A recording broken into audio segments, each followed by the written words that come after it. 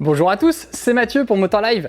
Après 6 années d'existence, le casque Adventure modulable Scorpion ADX1 laisse place au Scorpion ADX2, une nouvelle version entièrement revue et respectant la nouvelle norme ECE 2206 à laquelle tous les casques devront se plier dès l'année prochaine. Pour autant, la marque sud-coréenne est parvenue à conserver le prix très agressif du ADX1, à savoir 250 €, tout en conservant les fonctionnalités assez riches que l'on trouvait sur la première version. Alors comment la marque Scorpion est-elle parvenue à tenir ce prix? Y a-t-il eu des concessions de réaliser pour y arriver? Que donne justement cette ADX2 à l'usage? Eh bien c'est l'objet de cet essai, c'est parti! Au déballage, comme avec le ADX1, on retrouve le casque dans sa housse, une casquette à monter séparément, les deux caches permettant de rouler sans la casquette, un pinlock Max Vision et la notice avec les stickers réfléchissants. Côté design, de loin, cela ressemble à l'ancien modèle, mais de près, on se rend alors compte qu'il n'a aucune pièce commune avec l'ancien modèle.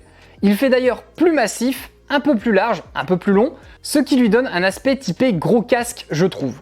La finition est en tout cas toujours aussi positivement étonnante chez Scorpion en regard du tarif, avec des plastiques qui font globalement qualitatif, sauf peut-être celui de la ventilation mentonnière, une peinture bien réalisée, surtout avec ce coloris gris ciment, et une construction qui ne fait clairement pas dans le style casque à pas cher. Il y a juste les côtés qui bougent peut-être de trop à mon goût lorsqu'on les manipule, mais il a passé la nouvelle norme, donc ça devrait pas forcément être problématique pour la sécurité de notre tête. En parlant de sécurité justement, comme je vous le disais en introduction, le ADX2 est homologué pour la nouvelle norme de casque ECE 2206, ce qui le rend désormais homologué pour rouler en mode P et J, soit casque ouvert ou casque fermé, chose que ne faisait pas le ADX1 qui était homologué P uniquement.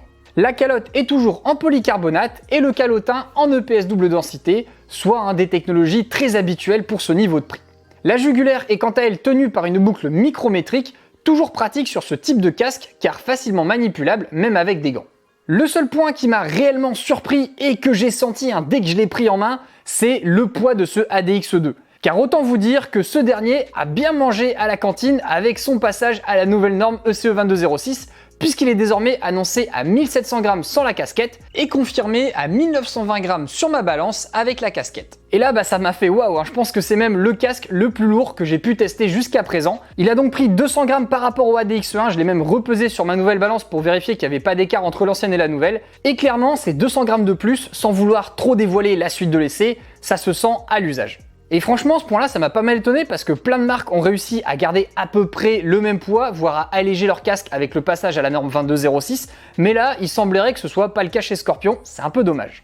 Côté fonctionnalité, c'est par contre toujours un sans faute avec ce ADX2, puisque tous les indispensables pour un bon casque modulable Adventure sont présents. Un très large écran traité anti-rayures avec pinlock sur l'entièreté de l'écran, écran solaire traité anti-buée rétractable via une tirette sur le côté gauche, casquette et écran amovible pouvant être facilement démontés avec une simple pièce de monnaie ou un porte-clés plat, accessoires permettant de le mettre en configuration intégrale classique pour éviter justement d'avoir la casquette quand on roule longtemps sur l'autoroute, mentonnière ouvrable à 90 degrés et verrouillable grâce au bouton rouge sur le côté gauche pour pouvoir rouler plus à l'air libre à basse vitesse en ville et dans les chemins, bavette néoprène amovible et déflecteur nasal démontable, mais aussi des emplacements pour intégrer les haut-parleurs de son intercom préféré ou carrément le kit intercom Bluetooth Scorpion Exocom de la marque. Il est donc franchement très complet et reste fidèle à la philosophie de la marque de proposer le maximum de fonctions pour un prix abordable.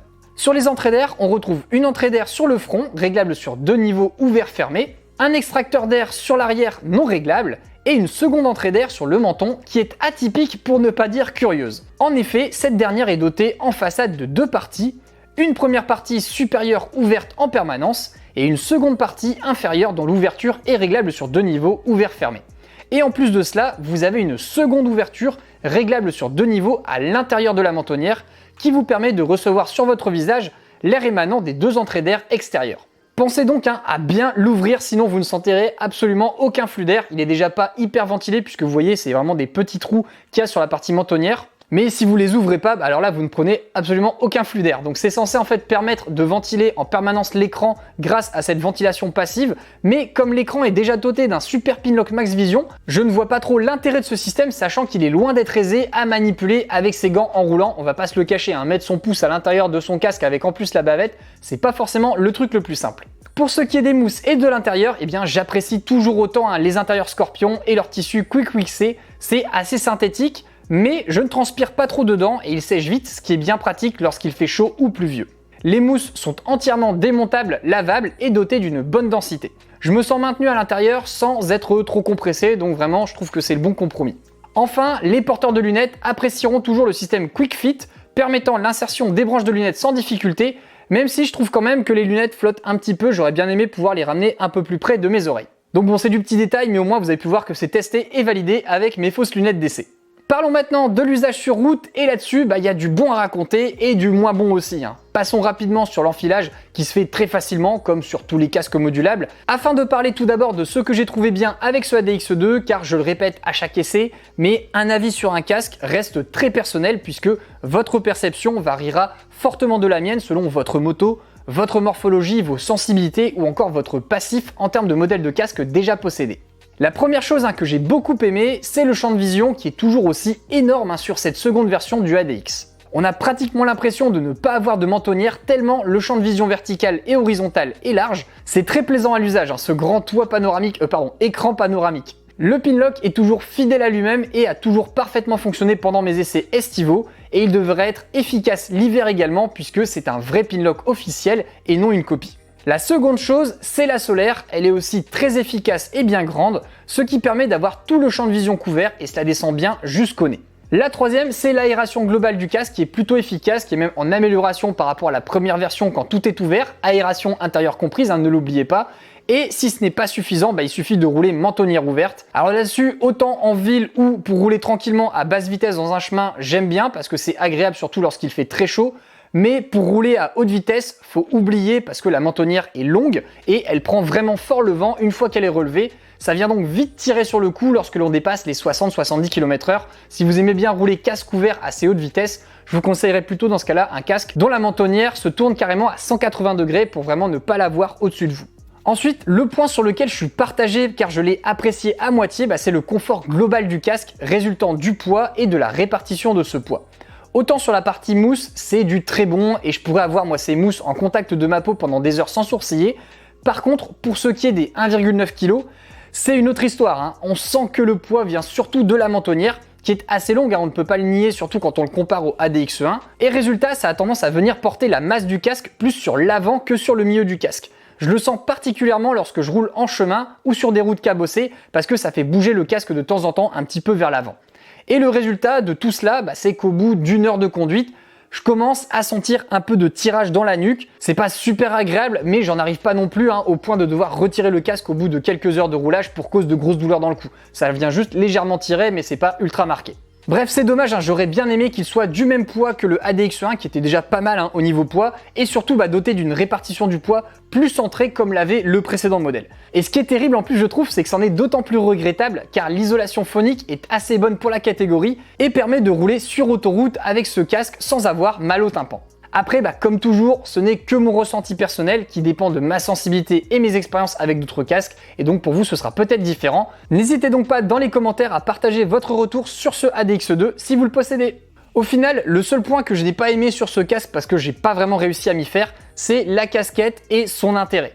En effet, je ne la trouve pas très utile pour se protéger du soleil parce qu'elle n'est pas très longue. Elle est même plus courte que sur le ADX1 à cause justement de cette mentonnière qui est rallongée comme vous pouvez le voir. Et ça se confirme à l'usage puisqu'elle apparaît à peine dans le haut de mon champ de vision, donc un peu difficile de se protéger avec cette dernière. Mais bon, ça à la rigueur, on va dire c'est pas le plus gênant. Moi ce qui m'a vraiment surtout embêté, c'est que j'ai constaté qu'elle avait tendance à vibrer à partir de 90 km/h et on voit de ce fait vibrer dans son champ de vision le peu de casquette que l'on voit en haut de son écran. Donc c'est vrai que quand vous êtes habitué à une casquette qui ne vibre pas, ça peut potentiellement vous perturber. Après, cette histoire de vibration, elle est quand même commune à tous les casques modulables Adventure, car le casque n'est maintenu que par 2 points de fixation du fait du besoin de mobilité pour la mentonnière, alors que justement sur un casque Adventure classique, il y a un 3e point de fixation au centre qui apporte une bonne dose de rigidité à la casquette. J'avais fait d'ailleurs la même remarque sur le Schubert E1 qui est doté d'une casquette souple ayant tendance aussi à vibrer à haute vitesse également. Donc cette casquette sur le ADX2 me semble être plus présente pour le style que pour la fonction. Enfin, pour ce qui est de l'étanchéité, il est difficile pour moi de me prononcer parce que j'ai pas vraiment eu de pluie durant mon essai sur le mois de juillet. Le ADX1 que j'avais testé il y a quelques années n'avait jamais fui lorsque j'avais fait mon essai, donc pas de raison que ce soit différent sur le ADX2, surtout quand on voit que les joints sont d'une construction similaire entre les deux versions. Dernière partie à aborder avant de conclure, ce sont les tailles, coloris, prix et garantie. Il faut savoir que le ADX2 est disponible en 6 tailles différentes, allant du XS au XXL, réparties sur 2 tailles de calotte. Les coloris sont assez nombreux, avec 3 coloris unis, 3 coloris dans une déco Carrera et 4 coloris dans la déco Camino, soit un total de 10 coloris disponibles. Le prix public de ce Scorpion ADX2 est de 249,99€ en version unie, comme je vous en parlais en introduction, et 279,99€ en version déco. La garantie sera quant à elle de 5 ans, comme tous les casques de la marque sud-coréenne. En conclusion, pour 250€, le Scorpion ADX2 reste toujours un super casque très bien équipé, qui sera parfait si et seulement si le poids de ce dernier ne vous gêne pas. Si par contre vous trouvez cela trop lourd, il faudra monter en prix car les casques concurrents chez JV, HJC ou encore Première sont dans des poids assez similaires dans ces tranches de prix.